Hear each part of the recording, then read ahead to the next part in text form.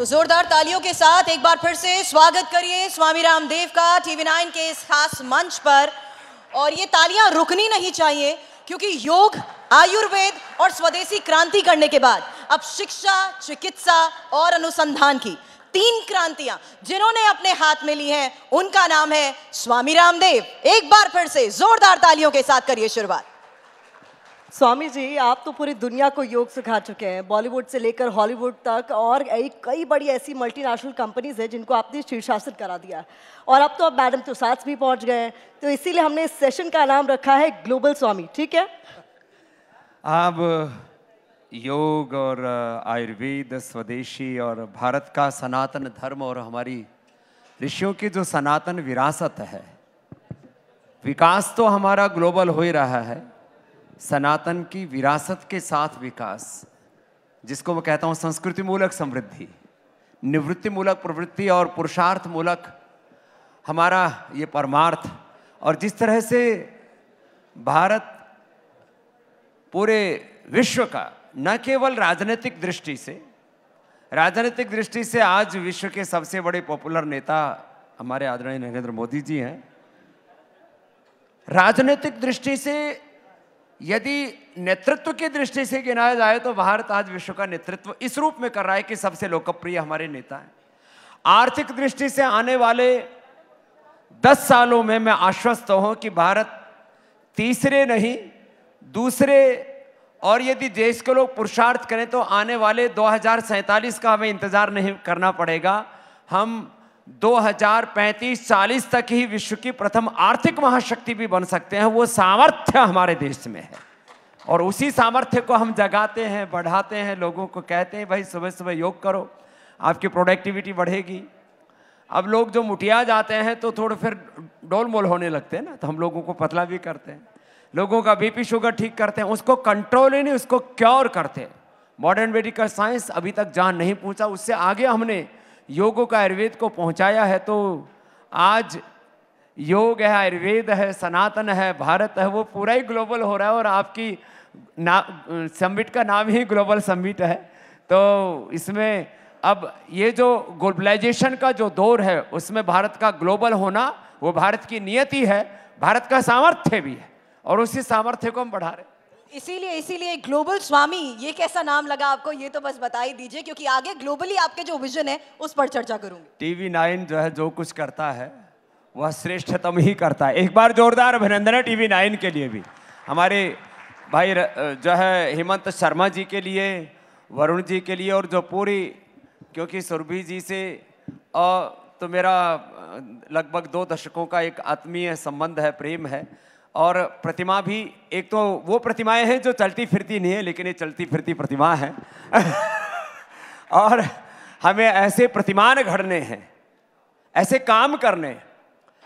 भारत में माना कि कुछ लोग प्रमाद भी करते हैं, अलग बात है कि उसके ऊपर अलग प्रकार की टिप्पणियां राजनीतिक दृष्टि से हो जाती हैं, क्योंकि धर्म की, अध्यात्म की, सनातन की जो राजनीतिक व्याख्या है, जो इससे थोड़ी देर पहले भी हो रही थी और बाद में भी होगी, वो अलग होती है। लेकिन देश में कुछ लोग प्रमाद भी करते हैं, माना कुछ लोग देश में नशा और अति नशा भी करते हैं, कुछ लोग जो है ड्रग एडिक्ट भी हैं, माना कि कुछ लोग बहुत डिस्ट्रैक्टिव हैं, कुछ लोग डिप्रेशन में हैं, अलग अलग तरह की चीजें हैं। कुछ लोग अभी बुजुर्ग हो चुके हैं, बेबस हैं, असहाय हैं, लाचार हैं, उनकी अभी सेवा भी करनी, कुछ बच्चे भी हैं। लेकिन 100 करोड़ से ज्यादा इस देश के अंदर वर्किंग हैंड्स हैं। यदि वो पतंजलि की तरह सृजन करें, आज मैं आपके सामने बैठा हूं, 35 साल पहले जब हरिद्वार में गया था, मेरे पास 1 रुपए भी नहीं था, जिसको गांव की भाषा में बोलते हैं फूटी कौड़ी नहीं थी। हमने शून्य से सृजन किया, और आज प्रथम 1 लाख करोड़ और उसके बाद में 5 लाख करोड़ का सामर्थ्य, साम्राज्य, सेवा के लिए, ये सारा अर्थ परमार्थ के लिए, प्रॉस्पेरिटी फॉर चैरिटी का यदि किसी ने प्रतिमान घड़ा तो वो भी पतंजलि। बहुत लोगों को दिखता है अरे बाबा के पास तो बहुत ऐश्वर्य है, क्या बाबा के पास एम्पायर है, ये बाबा का एम्पायर नहीं। लेकर, इसी एम्पायर को लेकर कुछ फैक्ट सामने रखूंगी, लेकिन उससे पहले क्योंकि हमने ग्लोबल स्वामी कहा है और आप ग्लोबल इंस्पिरेशन बन चुके हैं, आज कुछ निजी सवाल आपसे करना चाहूंगी इस लिहाज से क्योंकि जहां से आपने शुरुआत की है वो है सैयद अलीपुर गांव। गवर्नमेंट स्कूल में आप पढ़े हैं, गुरुकुल में आप पढ़े हैं, तो वो जो संकट, संघर्ष और आज जिस हम ग्लोबल स्वामी से बात कर रहे हैं, ये जो बदलाव आपने देखे हैं समय के लिहाज से और जो संघर्ष आपका रहा है, उसे साझा करिए।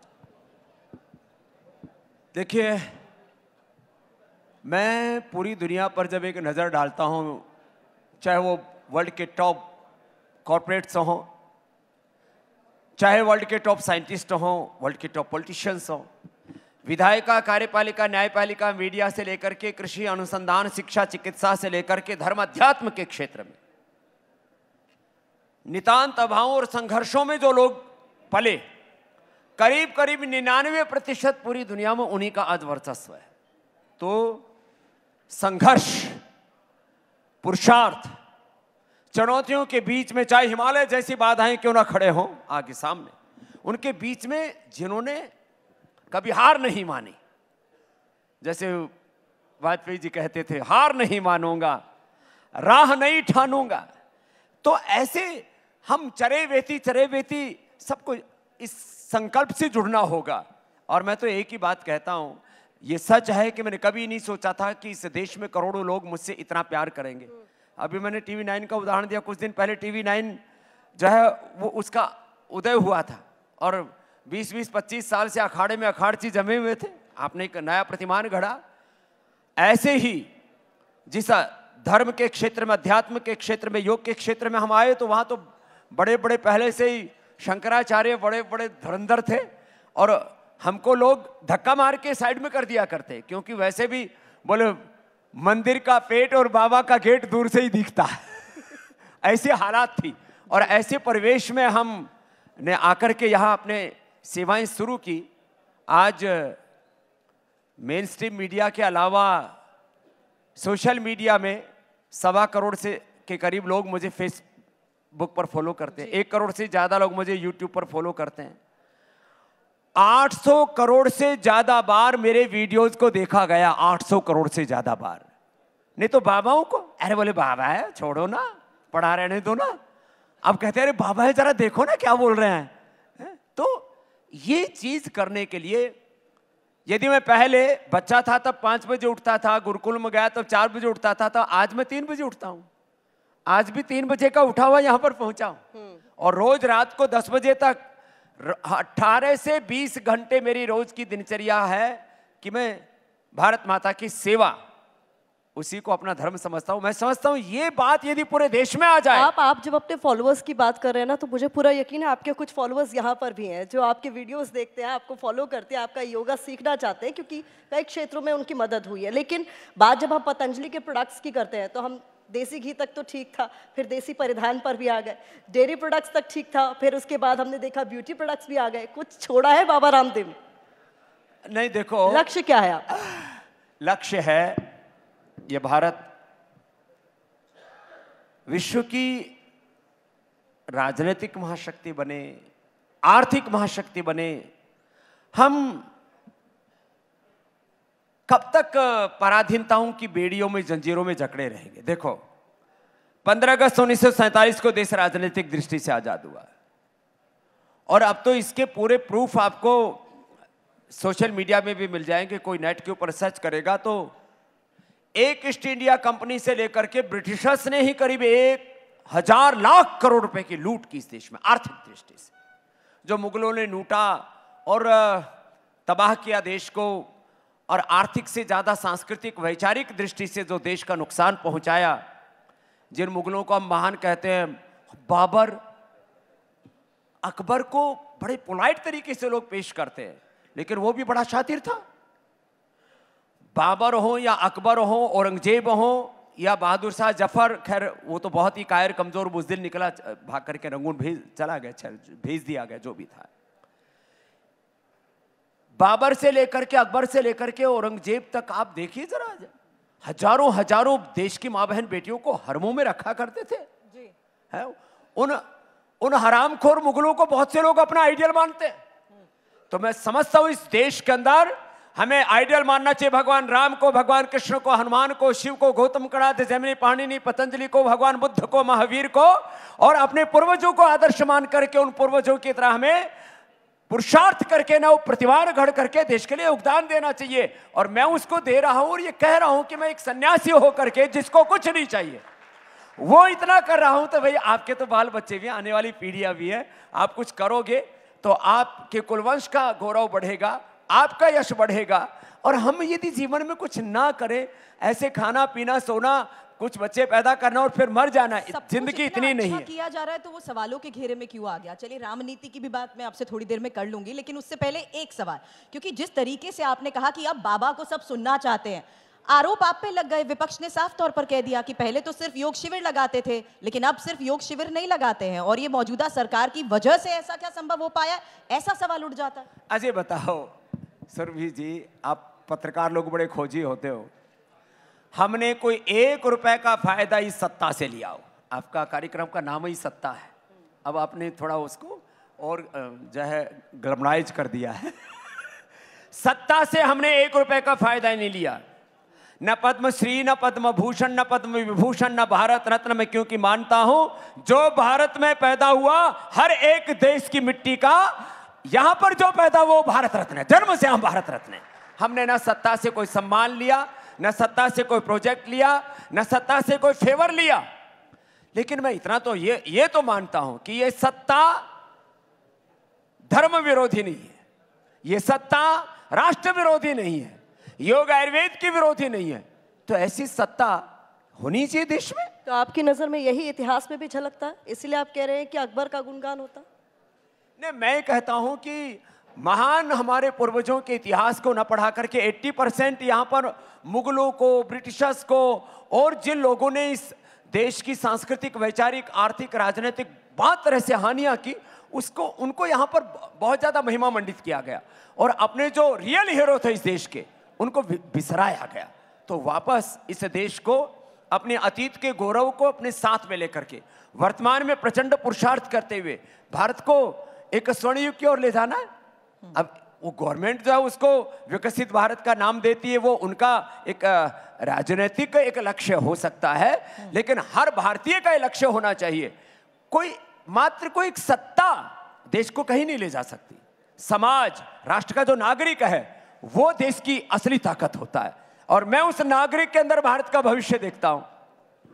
चलिए, सत्ता की सरगर्मी के बीच किस तरीके से विपक्ष को और नेताओं को योग करना चाहिए अपना स्ट्रेस कम करने के लिए, उस पर भी बात करूंगी। लेकिन उससे पहले राम मंदिर आप भी गए, कैसा लगा आपको?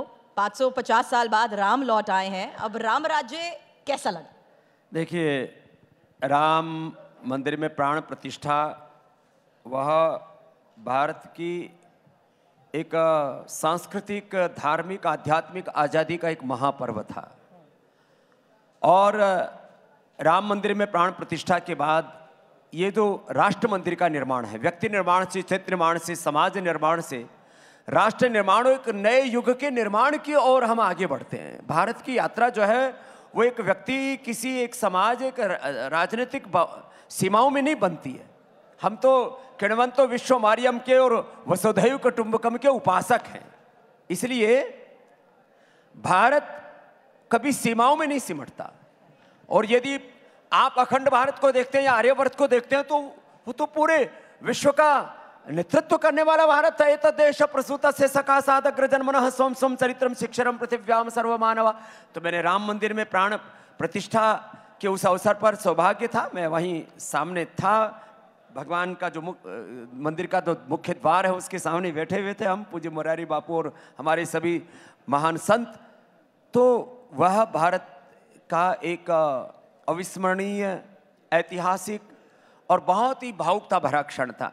मैं ओंकार, निराकार, गायत्री का उपासक हूँ, तब भी जिस तरह से प्रथम विग्रह का दर्शन किया तो करीब आधे घंटे तक मेरी आंखों से अश्रुपात होता रहा। वो एक, अब उसमें कोई राजनीति ढूंढे वो उनका विषय है। जो सौभाग्य आपको प्राप्त हुआ वो विपक्ष के नेताओं को भी प्राप्त हो सकता था, लेकिन सत सम्मान उन्होंने न्योता ठुकरा दिया। अब उस पर यह कहा जाना कि जो राम मंदिर की प्राण प्रतिष्ठा में नहीं गया वो राम विरोधी है, आप मानते हैं?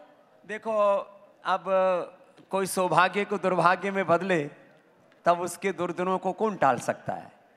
तो भारत राम, कृष्ण, हनुमान, शिव और हमारी सनातनी संस्कृति के बहुत दिव्य आयाम हैं। अब लोग कह रहे हैं कि जो राम का नहीं वो किसी काम का नहीं, तो ये राजनीतिक दृष्टि से कुछ नारे हो सकते हैं, लेकिन ये सच है कि राम मंदिर का विरोध इसको या किसी भी तरह से, अभी भी मैं थोड़ी देर पहले देख रहा था, राजनीतिक दृष्टि से कुछ लोग बातें करते हैं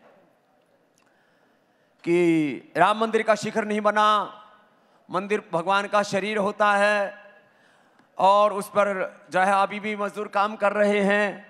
अरे ये सारी सृष्टि भगवान का जीवंत विग्रह है। This whole universe is a live expression of almighty. यस्य भूमि प्रमांतरिक्षम उतोदरम दिवम यश्चक्रे मूर्धारम तस्मै ज्येष्ठाय ब्रह्मणे नमः।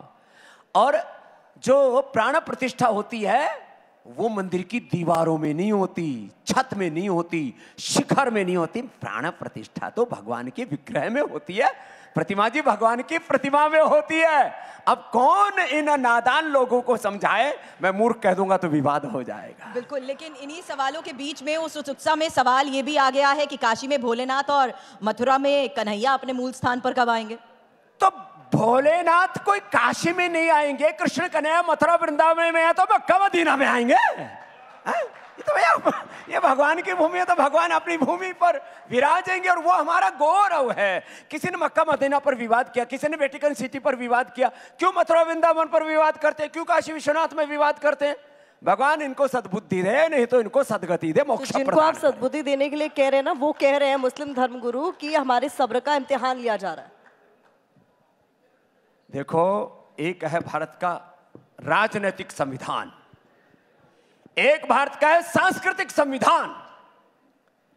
भगवान राम, भगवान कृष्ण, भगवान शिव, ये देश के सांस्कृतिक संविधान है, विधान है, और ये भारत के भाग्य विधाता हैं, ये भारत के प्राण प्रदाता हैं। भारत वहीं से शुरू होता है और उन्हीं में पूरा होता है।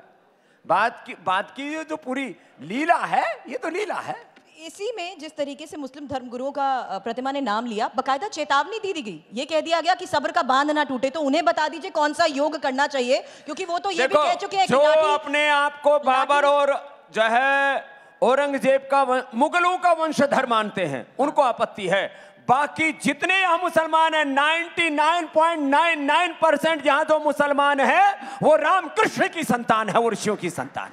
हमारे मजहब लोग हो सकते, पूर्वज तो अलग नहीं हो सकते, तो अपने पुरखों का अपमान करने वालों को आप क्या कहेंगे? तो भगवान उनको भी सद्बुद्धि दे। बाकी जो है उनकी आधी दाढ़ी गई, मूछ गई, कहीं पूछ भी ना चली जाए। बात पे उत्तराखंड की करना चाहूंगी। वहां पर यूनिफॉर्म सिविल कोड लागू हो गया, पूरे देश में लागू होना चाहिए, इसको लेकर लंबी बहस चली। एक देश, एक कानून, एक समान अधिकार, एक समानता का भाव देश में क्यों नहीं होना चाहिए? एक देश में दो झंडे, दो कानून, ये जो पूरा दोगलापन कैसे चल सकता है? तो एक देश में एक विधान होना ही चाहिए। तो समान नागरिक संहिता, ये तो हमारे संविधान की मूलभूत भावना है। संविधान की जो आत्मा, the soul aspect of our constitution is equality. तो और यही हमारा वेद का भी उद्घोष है, एकत्व मनुपश्यतः सहनाओ, तो एकत्व सह अस्तित्व और सामंजस्य, हार्मनी, परस्पर भावयन्तः श्रेयः परमावाप्स्यथ यत्र विश्वम भवत्येक नीडम। तो संविधान की मूल आत्मा के अनुरूप है समान नागरिक संहिता, और उसका प्रारंभ उत्तराखंड से हुआ है। मैं आश्वस्त हूं कि धीरे धीरे पूरे देश के राज्यों में, पूरे देश में समान नागरिक संहिता ही नहीं होनी चाहिए, समान नागरिक संहिता भी होनी चाहिए, जनसंख्या नियंत्रण भी होना चाहिए, और इस देश के अंदर सभी दिशाओं से सबको एक स्वर से ये मानना चाहिए, हमारी मजहबी मान्यताएं जो भी हो, हम भारतीय होने का गौरव अनुभव करें, राष्ट्र धर्म को, राष्ट्रहित को सर्वोपरि माने। सत्ताएं आएंगी और जाएंगी, देश तो सदा से था, सदा है और सदा रहेगा, तो उससे बड़ा कुछ नहीं हो सकता। स्वामी जी, लेकिन इस विजन को आसानी से क्यों नहीं समझा जा सकता? क्यों आखिर फिर ओवैसी साहब ये कहते हैं कि ये यूनिफॉर्म सिविल कोड नहीं है बल्कि हिंदू कोड बिल है, हिंदू राष्ट्र बनाने की ये तैयारी है? अरे भाई, ओबीसी तो उल्टा दिमाग का आदमी है। पता नहीं से कौन से घड़ी नक्षत्र में पैदा हुआ और उसके पुरखों ने भी देश के साथ धोखा किया। वो भी अच्छा क्या है, जो जितना उल्टा बोले उतना हेडलाइंस में बना रहता है और अच्छा है। ओबीसी जितना अच्छा, जितना ज्यादा ओबीसी बोलता है उतना ही ज्यादा मोदी जी को फायदा होता है। इसलिए काफी पॉलिटिक्स में लोग उनको बीजेपी की बी टीम भी कहते हैं, मैं नहीं कह रहा हूँ। तो वो बी टीम ओबीसी जितना उल्टा बोलेगा उतना नरेंद्र मोदी जी का फायदा होगा। और वो जो मुसलमानों का पोलराइजेशन है उसको तोड़ता है, उसको रोकता है। जो मुसलमानों के पुरोधा बने हुए हैं उनसे उनको छटका देता है, तो अच्छा है। मतलब अगर वोट मोदी जी के बढ़ रहे हैं, पॉपुलैरिटी मोदी जी की बढ़ रही है, तो कहीं ना कहीं इनडायरेक्टली हेल्प कर रहे हैं। बीटी में अच्छी बात है, बीटी में क्या उनका भी योगदान रहना चाहिए। तो ओबीसी जी अपना योगदान दे रहे हैं, उसमें राहुल गांधी जी भी अपना योगदान दे रहे हैं, उसमें बहुत सारे ऐसे राजनीतिक लोग तो आप ये कह रहे हैं बीजेपी के साथ मिले हुए हैं ओबीसी जी? नहीं, मैं कह रहा हूं आज मोदी जी की जो लोकप्रियता है उनका अपना पुरुषार्थ तो है ही। इसमें बहुत सारे विपक्ष के नेताओं को, जो सनातन को कीड़े मकोड़े बोलते हैं, जो भगवान रामकृष्ण को अपशब्द कहते हैं, जो अलग अलग प्रकार से भारत और भारतीयता के ऊपर प्रश्न खड़े करते हैं, तो इसी जो मोदी जी को पता नहीं उनकी जाति के ऊपर, उनके माता पिता के ऊपर, उनके जीवन के ऊपर कई तरह से, तो जितना भी कुछ हो रहा है ना भाई, मोदी जी की 400 पार जो आए या ना आए, यदि ये सारे विपक्ष वाले ऐसे उल्टे पुल्टे बोलते रहे तो फिर तो 400 पार लगी जाएंगे। देखिए, आरएसएस कह रही है कि जहां तक बात हिंदू राष्ट्र की है, सिर्फ सांस्कृतिक अवधारणा है, इसे संवैधानिक मान्यता की जरूरत नहीं है। इस पर आपका क्या विचार? देखिए, आप उसको ऐसा बोलिए, भारत एक सनातन राष्ट्र है। सनातन माने जो शाश्वत है। भारत एक आध्यात्मिक राष्ट्र है, इसमें कोई विवाद नहीं है। तो दरअसल कुछ लोग शब्दों में और अलग अलग प्रकार के, जिसको कहते हैं ना, कुछ नैरेटिव घड़ने में बड़े माहिर होते हैं, तो मैं उस पचड़े में पढ़ना ही नहीं चाहता। मैं तो कह रहा हूँ ना, भारत स्वभाव से ही एक आध्यात्मिक राष्ट्र है। भारत सनातन को फॉलो मानने वाला राष्ट्र है। भारत ऋषिमुनियों का देश, इसको कौन डिनाई करेगा। और हिंदू राष्ट्र से मतलब ये तो है नहीं कि यहाँ से मुसलमानों को, ईसाइयों को या किसी और मतावलंबी को खदेड़ दिया जाएगा। भारत में तो सदा सदा से सारी संस्कृतियाँ बढ़ी हैं, पली हैं, पोषित हुई हैं। और आपको मैं एक बात बताना चाहता हूँ, इस्लाम के जो मूल सिद्धांत है, ईसाइयत के जो मूल सिद्धांत है, और जितने भी पूरी दुनिया में विचारधाराओं के नाम पर जो भी पूरा एक आइडियोलॉजिकल थॉट प्रोसेस जो भी है, उसका जो मूल है वो भारत है। तो इसमें तो कोई प्रश्न नहीं। इस आइडियोलॉजिकल थॉट प्रोसेस को एक नरेटिव क्यों कह दिया जाता है? लेकिन अब मैं सवाल उस आधार पर आपसे कर रही हूं क्योंकि आपके शिष्य हैं, और पंडित धीरेन्द्र शास्त्री का मैं यह नाम इसलिए ले रही हूं क्योंकि उनका एक स्टेटमेंट कोट करना चाहती हूं। वो खुले मन से ये बात कहते हैं कि आप मेरा साथ दो, मैं भारत को हिंदू राष्ट्र बना दूंगा। अब संविधान में तो भारत को सेक्युलर राष्ट्र लिखा गया है, तो क्या संविधान में भी बदलाव करवा देंगे? नहीं, देखिए ऐसा है, उत्साह में बातें कहना अलग बात होती है, वो उत्साह सभी में को होना ही चाहिए। भारत एक पंथ निरपेक्ष राष्ट्र है। जो ये धर्मनिरपेक्ष शब्द बोलते हैं ना, वो बड़े अविवेकी लोग हैं। कभी धर्म, अब जैसे ये माइक है, मैं इससे बोल रहा हूँ, ये धर्म है। अग्नि है, उसमें उष्णता है, उसका धर्म है। जल में शीतलता, उसका धर्म है। आप जो है खबरें पहुंचाते हैं देश तक, वह आपका पत्रकारिता धर्म है। कोई धर्मनिरपेक्ष कैसे हो सकता है? जो अपने आप को धर्मनिरपेक्ष कहता है, उससे ज्यादा मूर्ख, अविवेकी और जिसको कहते हैं एकदम दिवालिया व्यक्ति कोई नहीं हो सकता। तो इसलिए भारत एक पंथ निरपेक्ष राष्ट्र है, और इसकी जो आत्मा है वो सनातन है, और इसका जो शरीर है वो सारे पंथ निरपेक्षता है। उसमें सारे मत, पंथ, संप्रदाय, विचारधाराएं, सब आइडियोलॉजिकल थॉट प्रोसेस हैं। लेकिन कुछ लोग यहां पर रिलीजियस टेररिस्ट हैं, बौद्धिक आतंकवादी, मजहबी आतंकवादी, राजनीतिक आतंकवादी। ये जो रिलीजियस टेररिस्ट हैं, ये जो पॉलिटिकल टेररिस्ट हैं, ये जो इंटेलेक्चुअल टेररिस्ट हैं, और कौन है? मैंने उनको कई बार तो बड़ा, हमको भी लोग रगड़ते हैं, मैंने ये मजहबी माफिया, राजनीतिक माफिया, शिक्षा माफिया, चिकित्सा mafia, drug mafia, medical mafia कह दिया तो एक दिन तो हेमंत जी ने एक पूरी पंचायत लगा दी डॉक्टरों की, और उसमें कई को मुझे धमकाना पड़ा। मैंने कहा चुप हो जा, फालतू की बकवास कर रहा है। तो ये सब लफड़े चलते रहते हैं, देश बहुत बड़ा है। चलिए, विवादों की बहुत बात हो गई, लेकिन मैं चाहूंगी अब आप एक राज खोल दें। मैं नाम नहीं लूंगी, लेकिन आप समझ जाएंगे मैं किसकी ओर इशारा कर रही हूँ। बिहार के एक नेता है, कहा जा रहा है कि वो आपके शिविर में बहुत जाते हैं। सोशल मीडिया पर दरअसल एक पोस्ट वायरल है, क्योंकि वो पलटी बहुत मारते हैं और वो 360 डिग्री घूमने लग गए हैं। देखो, हमने नीतीश जी को, लालू जी को, तेजस्वी जी को, सबको योग सिखाया। जब सबको योग करना चाहिए कि नहीं करना चाहिए? अरे भाई, पक्षों विपक्षों थोड़ा बोलो तो से, कोई टेक्निकल प्रॉब्लम है क्या? आप लोग तो ऐसे बैठे हुए, मैंने सुना है कुछ लोग थोड़ा सा कुछ उनके पास रुतबा आ जाए ना तो रिएक्शन देना भी बंद कर देते हैं। सबको योग करना चाहिए कि नहीं करना चाहिए? इतनी सी बात है, तो इसमें पक्ष हो विपक्ष तो हो, नीतीश जी को कौन सा ऐसा योग सिखा दिया कि वो 360 डिग्री घूम गए? देखो, घूमना तो और घुमाना तो ऐसे ही चाहिए। देखो, अब वो कैसे घूमते हैं उनका उनसे पूछो, हम तो ऐसे घुमाते हैं। देखो,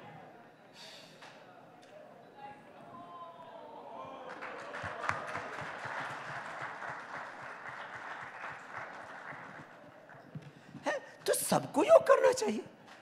और मैं आपको बोलता हूं, जो है वो लालू जी भी योग तो करते थे, बीच बीच में थोड़ा उल्टा करना शुरू कर दिया, तो फिर थोड़ा सा जो है, अब ये तो करना ही चाहिए ना। आजकल तेजस्वी सही योग कर रहा है। उस लड़के की देखो, मैं किसी की ना निंदा करने आया हूं ना स्तुति करने आया हूं। मैंने पहले आपको बोल दिया था, आप देखो मुझे पक्ष विपक्ष में नहीं, मुझे निष्पक्ष रखना। लेकिन तेजस्वी जो है जिस तरह से बिहार में निकला है, वो लाखों लोग उसको सुनने आ रहे हैं, उस लड़के को। तो मैं तो चाहता हूं देश में, प्रधानमंत्री जी खुद कहते हैं कि सत्ता पक्ष के साथ विपक्ष भी देश में मजबूत होना चाहिए, यही लोकतंत्र है। यात्रा पर तो एक और नेता निकले हैं, राहुल गांधी। उनकी फिटनेस कैसी लगी आपको? राहुल गांधी जी की फिजिकल फिटनेस बहुत अच्छी है। पॉलिटिकल फिटनेस के लिए प्रयत्न कर रहे हैं, और प्रयत्न करने का सबको अधिकार है। हालांकि मार्शल आर्ट भी सीख चुके हैं, योग, फिटनेस राहुल गांधी की भी है। हालांकि क्या उनके लिए कोई राजयोग है? उनके लिए कोई राजयोग है क्या? उनको आपने इधर आमंत्रित नहीं किया। देखो, ये भी आपने पक्षपात किया। शायद यात्रा में होंगे इसलिए। दीजिए ना, अब आप मेरे सामने हैं तो मार्शल आर्ट वो सीख चुके हैं, और फिटनेस के बलबूते जिस तरीके से यात्रा पर वो निकले हैं, अब बाबा जी की भी अगर मार्शल आर्ट हमें यहाँ देखने को मिल जाए तो मुझे लगता है कुछ राहुल भी इससे देखो, अभी मार्शल आर्ट भी दिखाऊंगा आपको। राहुल गांधी जी ने जो पहली यात्रा की दक्षिण से और उत्तर की ओर, उसका फायदा हुआ उनको। आज उनका राजनीतिक वजूद बच गया, क्योंकि कर्नाटक और तेलंगाना वो जीत गए। तो नहीं कल्याण कृत कश्चित दुर्गतिम तात गच्छति। जो भी कोई पुरुषार्थ करता उसको कुछ तो फल मिलता ही है। यदि राहुल गांधी यात्रा न करते तो कर्नाटक और तेलंगाना इनके हाथ में ना आते। तो अभी भी हाथ पैर मार रहे हैं, सबको अधिकार है इसमें। जहां तक अब देखो फिटनेस की बात है, तो आपने मेरे साथ बहुत योगा किया, पहले इधर आओ। और अब सुनो, आप लोगों को भी एक बात कहता हूं, ये ठीक है ये बतियाना, ये सब इंटरव्यू देना, हेडलाइंस बनाना। हेडलाइंस तो हम 10 मिनट में 10 बना सकते हैं, लेकिन फिर उस बाद में फिर उसको झेलना बड़ा मुश्किल हो जाता है। तो लेकिन ये वाला जो कार्यक्रम है ना, भारत के व्यक्ति को देखो 55 में भी बचपन जैसी स्फूर्ति होनी चाहिए। अब हम लोग जो है 55 में भी बचपन जैसी स्फूर्ति रखते हैं। इधर आओ, ये हेमंत जी, हेमंत जी की तो पूरी चांदी हो रखी है। ये जो हेमंत जी है ना हमारे, ये हमको पता नहीं क्या क्या करवाएंगे। देखो, एक तो इतनी फिटनेस होनी चाहिए, आप जैसे ऐसे खड़े हो ना तो 1 सेकंड में ये ऐसे हो जाए, ऐसे खड़े ही नहीं होना। आप हाथों के बल, जैसे पैरों के बल चलते हैं तो हाथों के बल चल भी पाए ऐसे। जोरदार तालियां। और जो है, जहां तक फिटनेस की बात है, तो मैं ही संभाल लेता हूं माइक। देखो, अब इतनी फिटनेस होनी चाहिए कि आप ऐसे, माइक बीच में ही, जोरदार तालियां। ये फिटनेस होनी चाहिए। और ये फिटनेस पाने के लिए आपको योग करना पड़ता है।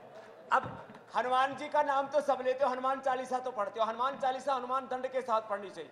जय हनुमान ज्ञान गुण सागर, जय कपीस लोक उजागर, रामदूत अंजनी पुत्र पवन सुत नामा। ऐसे करो, ये ऐसे करनी चाहिए।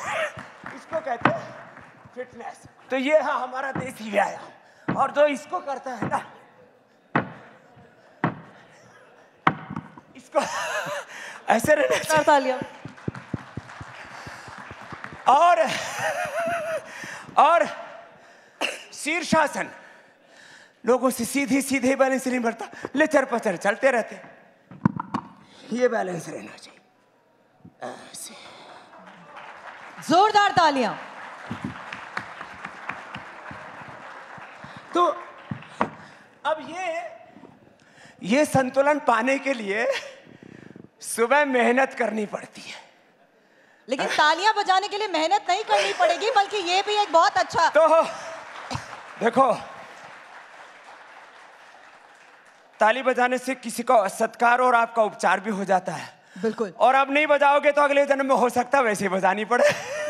लेकिन तो बात क्योंकि खैर, तो इतना भी ना कर पाओ। अब तालियां रुकनी नहीं चाहिए, अब तालियां बिल्कुल नहीं रुकनी चाहिए। तो इतना भी ना कर पाओ। देखो, हम तो योग सत्ता वाले हैं, धर्म सत्ता वाले हैं, और योग शाश्वत है। इसी सत्ता सम्मेलन में राहुल गांधी का भी तो ये सवाल भस्त्री पूछिए, का अपने शिविर में बस बुलाएंगे क्या आधा उन्हें? मिनट, मेरा मेन जॉब तो करने दो। तो मेरा जो मेन जॉब है वो योग है, भस्त्री का कपालभाति और ये अनुलोम विलोम बड़ा जबरदस्त है। मुझे लगता है एक बार किंग जोम को भी कराना पड़ेगा। पुतिन को तो करवाऊंगा नहीं, फिर तो इंडिया नहीं तो हेमंत जी, अभी पुतिन को नहीं कराना, नहीं तो फिर आपका शाम का शो कैसे चलेगा?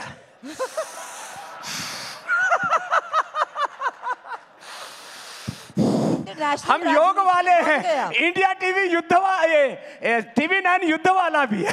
नहीं, आप इंटरनेशनल राजनीति पे पहुंच गए। सत्ता सम्मेलन में मैं सत्ता से जुड़े राहुल गांधी की बात कर रही हूँ, वो आप मुझे नहीं बता रहे। उन्हें अपने शिविर में बुलाएंगे या नहीं, योग सिखाएंगे या नहीं? बहुत कुछ इम्बैलेंस है, शायद सब कुछ बैलेंस हो जाए योग से।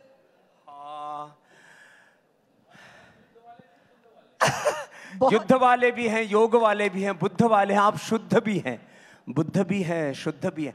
देखो, मैं इसलिए कह रहा हूं, देखो जैसे सभी चीजों में एक संतुलन बना के चलता है इंडिया टीवी। और क्या करूं, दिमाग में पुराना वायरस आ गया।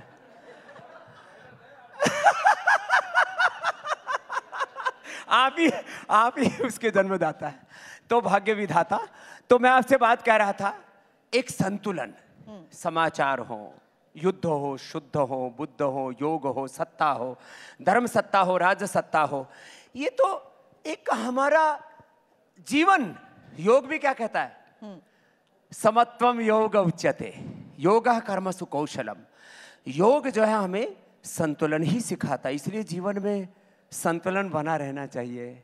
हमारे आहार में, विचार में, वाणी में, व्यवहार में, स्वभाव में, संबंधों में, आचरण में, जहां भी हम हो, हमने बैलेंस खो दिया तो उल्टा पुल्टा हो जाएगा। ये बैलेंस जो आपने बनाया है ना, इसीलिए मैं आज ये भी कहना चाहती हूँ कि मैं बात कर रही हूँ इस वक्त 1 लाख करोड़ मार्केट कैप वाले बाबा से। ऐसे बाबा जिनके साथ फॉरेन इन्वेस्टर्स हैं, इंटरनेशनल टॉप इन्वेस्टर्स आपके साथ हैं। तो ग्लोबल स्वामी जी, ये जो संतुलन आपने बना रखा है, जरा ये भी बता दीजिए कि किस विजन के साथ अब आप आगे बढ़ रहे हैं, और उसमें शिक्षा की आजादी का थोड़ी देर पहले आपने मेरे सामने जिक्र किया। हाँ, ये भी मैं कहना चाहूंगा। अभी 1 लाख करोड़ से आगे 5 लाख करोड़ का हमारा लक्ष्य है। कितना? 5 लाख करोड़। और ये हम करेंगे और आप देखेंगे विद इन 5 years। और लक्ष्य क्या है? 1 लाख से ज्यादा क्षमता वाला आवासीय गुरुकुल बनाना, विश्वविद्यालय बनाना। 15 अगस्त 1947 को राजनीतिक आजादी तो मिल गई, लेकिन 1835 में जो मैकाले इंडियन एजुकेशन एक्ट के नाम पर जो शिक्षा की गुलामी की नींव रख करके गया, उसको हमने चारों तरफ फैला रखा, उसको पूरा पोषण दिया है, पुष्ट किया है। तो हम अभी भारतीय शिक्षा बोर्ड के माध्यम से इस शिक्षा की गुलामी को खत्म करेंगे, चिकित्सा की गुलामी को खत्म करेंगे, और लक्ष्य है हमारा कि यह भारत जो विश्व का नेतृत्व करता रहा है अलग अलग दिशाओं में, तो धर्म में, अध्यात्म में, शिक्षा में, चिकित्सा में, चरित्र में तो कम से कम भारत से पूरी दुनिया सीखे। उस भारत को बनाने के लिए स्वामी रामदेव एक एक पल जीता है, जीता रहेगा, और आने वाले 20-25 वर्षों में सारी दुनिया में सर्वाधिक किसी को फॉलो करने वाले लोग होंगे तो भारत को फॉलो करने वाले लोग होंगे, सनातन धर्म को फॉलो करने वाले। क्या बात है, जोरदार तालियां। इस्लाम या ईसाइयत को नहीं, इस्लाम और ईसाइयत तो अपनी सीमाओं में भी सिकुड़ रहा है वहां पर भी, लेकिन क्योंकि यह सार्वभौमिक और वैज्ञानिक शाश्वत सत्य है सनातन धर्म, अब इसकी जय जयकार होगी, और ये सनातन का गौरव काल है। इसलिए मैं तो सभी से कहूंगा, हम सब को मिल करके ऐसा जीवन जीना चाहिए कि हम सब इस सनातन को अपने जीवन में अपना करके ऐसा जिएं कि सारी दुनिया हमारे पीछे चलने में गौरव अनुभव करे। जोरदार तालियां बाबा रामदेव के लिए। और जो हमारा अगला सेगमेंट है, आखिरी सेगमेंट है बाबा रामदेव, मुझे पूरा यकीन है कि यहाँ बैठी ऑडियंस भी चाहेगी Baba Ramdev rapid fire questions का आंसर दे। चाहेंगे आप लोग ये सभी? जोरदार तालियां हो जाए एक बार। ये दो कार्ड्स आपके लेफ्ट में हैं, देखिए, इन्हीं को उठा के बस आपने ये जवाब देना। आपको कहना कुछ नहीं है, बोलना नहीं है, बस या यस या या इसके बैक yes साइड या पर no। है नो। दूसरी तरफ नो। अच्छा, आप मुझे डिक्टेट करोगे? हम सवाल बस रखेंगे, आपको अच्छा, यस या नो बताना है। चलिए भाई, तो हमको कोई डिक्टेट आज तक कर ना सका, लेकिन आज देखते हैं क्या होता है। चलिए तो पहला सवाल, सीधा सवाल। जवाहरलाल नेहरू दूरदर्शी प्रधानमंत्री थे? सवासन।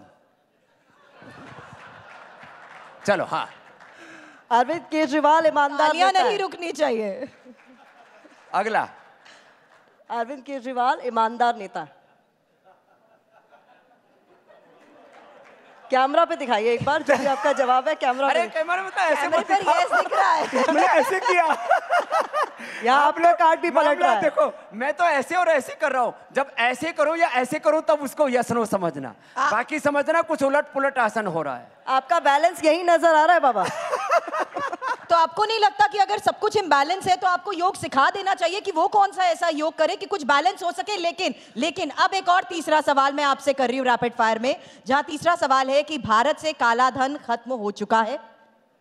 नहीं, अभी काला धन खत्म होने में बहुत आप पुरुषार्थ कैमरे करना पर दिखा पड़ेगा। देखो, काला धन एक प्रोसेस से जनरेट होता है। हम ये कहें कि मोदी जी एक दिन में सारा काला धन खत्म कर देंगे, काला धन तो इसी देश में पैदा होता है। ऐसे सिस्टम, ऐसा प्रोसेस, इस तरह की पूरी एक इकोनॉमिक ट्रांसपेरेंसी मोदी जी लेकर के आए हैं, डिजिटलाइज कर दिया। आज ट्रेसेबिलिटी इतनी तो हो ये गई है। चैलेंज फिर मनमोहन सिंह के सामने भी था, वो कैसे खत्म कर सकते थे? हाँ, तो उनको खामियाजा भुगतना पड़ा, और मोदी जी ने काफी हद तक हमारे पूरे अर्थतंत्र को, राजनीतिक तंत्र को, उसको पारदर्शिता उसमें लेकर के आए हैं। जो भी वो बेनिफिट पास ऑन करते हैं, लाभार्थी करोड़ों की संख्या में इसलिए तो हुए कि उन्होंने उस राजनीतिक भ्रष्टाचार को कम किया, खत्म किया। ठीक है, रैपिड फायर के अगले सवाल के लिए तैयार है आप लोग? जोश इतना कम क्यों है आप लोगों का? काशी मथुरा के लिए आंदोलन होना चाहिए या नहीं? काशी मथुरा के लिए आंदोलन नहीं होना चाहिए। काशी मथुरा के लिए सारे मुसलमानों को खुद आकर के खड़ा होना चाहिए। यस या नो? कि भाई, राम और कृष्ण हमारे वंशज हैं और हम उनके वंशज हैं, राम कृष्ण के, उनका मंदिर बनना ही चाहिए। ये पहल मुसलमानों को करनी चाहिए। यस। चलिए, बहुत बहुत शुक्रिया TV9 भारतवर्ष के इस मंच पर हमारे साथ जुड़ने के लिए। और ये तालियां प्लीज बिल्कुल भी रुकनी नहीं चाहिए, क्योंकि जिस अंदाज में आज स्वामी रामदेव ने बड़ी बेबाकी से ये जो जवाब दिए हैं और सत्ता की सरगर्मी के बीच जो योग सिखाया है, वो TV9 की फिर से जय जयकार हो। TV9 ग्लोबल भी हो रहा है, और जिस तरह से आपने सत्ता को, धर्म सत्ता को और सारी व्यवस्था को एक बुलंदी देने के लिए एक बुलंद आवाज यहां से दे रहे हैं, उसके लिए हमारे सारे विद्वान और विदुषी, हमारे एंकर्स को, हमारे हेमंत शर्मा जी जो सदा बहार हैं, मैं इनको हेमंत शर्मा जी को कभी कभी सदा बसंत है, सदा बसंत, सदा बहार है। बहुत बहुत धन्यवाद, बहुत बहुत प्रणाम। बोलो भारत माता की।